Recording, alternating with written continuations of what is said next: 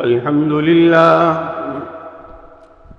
لله علي الذات عظيم الصفات سميع السمات كبير الشان جليل القدر رفيع الذكر مطاع الأمر جليل البرهان فخيم الاسم عسير العلم وسيع الحلم كثير الغفران جميل الثناء جزيل العطاء مجيب الدعاء عميم الإحسان سريع الحساب شديد العقاب عليم العذاب عزيز السلطان ونشهد أن لا إله إلا الله وحده لا شريك له في الخلق والأمر ونشهد أن سيدنا ومولانا محمدًا عبده ورسوله المبعوث إلى الأسود والأحمر المنعوت بشرع الصدر ورفع الذكر وصلى الله عليه وعلى آله وأصحابه الذين هم خلاصة العرب العرباء وخير الخلائق بعد الأنبياء.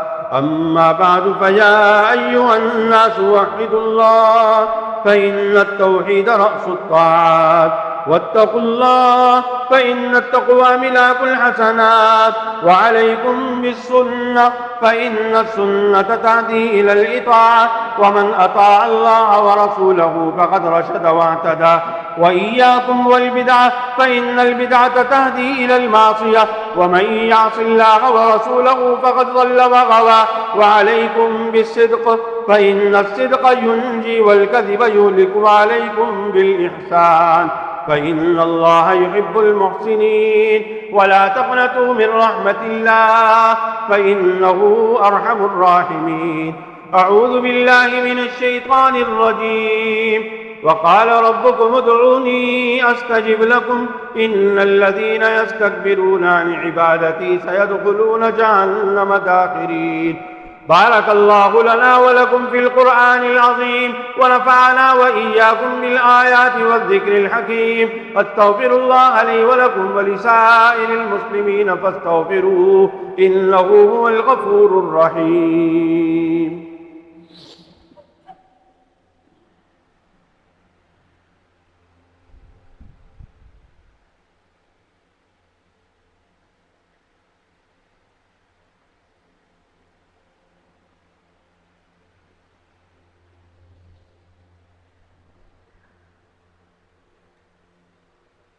الحمد لله نحمده ونستعينه ونستغفره ونؤمن به ونتوكل عليه ونعوذ بالله من شرور أنفسنا ومن سيئات أعمالنا من يهده الله فلا مضل له ومن يضلله فلا هادي له ونشهد أن لا إله إلا الله وحده لا شريك له ونشهد أن سيدنا ومولانا محمدًا عبده ورسوله أرسله بالحق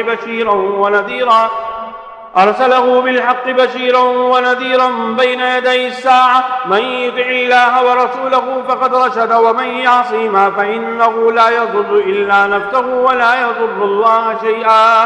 أعوذ بالله من الشيطان الرجيم. إن الله وملائكته يصلون على النبي يا أيها الذين آمنوا صلوا عليه وسلموا تسليما. اللهم صل على سيدنا ومولانا محمد عبدك ورسولك وصل على المؤمنين والمؤمنات والمسلمين والمسلمات وبارك على سيدنا ومولانا محمد وأزواجه وذريته.